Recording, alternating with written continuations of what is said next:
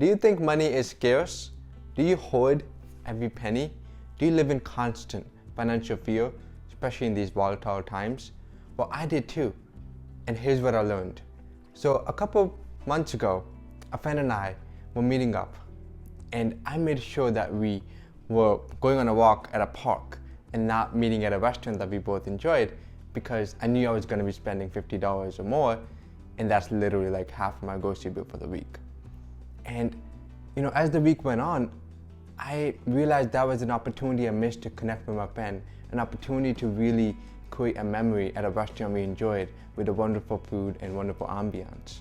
I realized that I was in a scarcity mindset, and that's when it started to shift. And I saw that my relationship with money matters. What if everything we've been taught about money is backwards?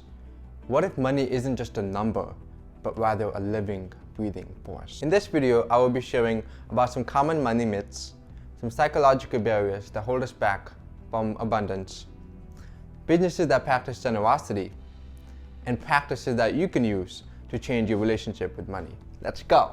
Here are some common money myths that we've learned growing up. Save every penny. Hoarding is winning. Giving money is losing. More money is more security. Or as a wise person once said, money hungry! And energy must flow. When you grip money too tightly, you strangle its potential. But when you release it with intention, you create abundance. But here's the thing. Money is just energy. It amplifies the relationship we already have with money. Money, like energy, like breath, must move to sustain life. So let's break down what's really blocking your flow. Number one is scarcity mindset. It's something I've talked about earlier that I'm still practicing with. If I give, I'll have less. Wealth is limited, so if someone else wins, someone loses. But beyond basic needs, hoarding money just creates stagnation.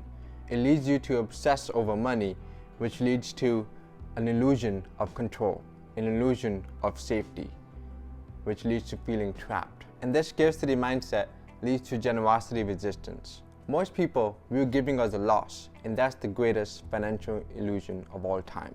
Giving doesn't subtract, it multiplies. It creates a rippling effect of kindness and abundance in the world. So here are some companies that incorporate generosity into their business. Patagonia donates 1% of its profits for environmental causes. They invest money back into the world, back into the earth, not just their pockets. Warby Parker, for every pair of glasses sold, they give one to someone in need. Instead of selling a product, they're creating a community-driven ecosystem. These companies don't just give to be nice. They realize that generosity is not an expense, rather an accelerator. So how do you apply this to your own life? Step one is to assess your current relationship with money. And I've created a money attachment style quiz that you could take to understand where you're at. And remember, just like any other relationship, this is something you can change with conscious effort. Here are some simple practices that you can consider to create change. Start with small acts that lead to big impacts, such as buying a coffee for a stranger or leaving a bigger tip than you typically do. It could look like supporting your friend's creative project or investing in your community and being a part of different initiatives and sharing your skills. You can also use gratitude practices to rewire your money mindset. Next time you receive a paycheck, just give thanks. Celebrate every dollar that you've earned with gratitude and abundance. Right now, you're either fluent in scarcity or fluent in generosity. If you want your money to flow, stop gripping and start trusting. Start giving. Try one act of generosity today and see what shifts in your life. And be sure to check out the money attachment style quiz if you're curious about your relationship with money. Drop a comment below. How do you see money? With scarcity or with flow?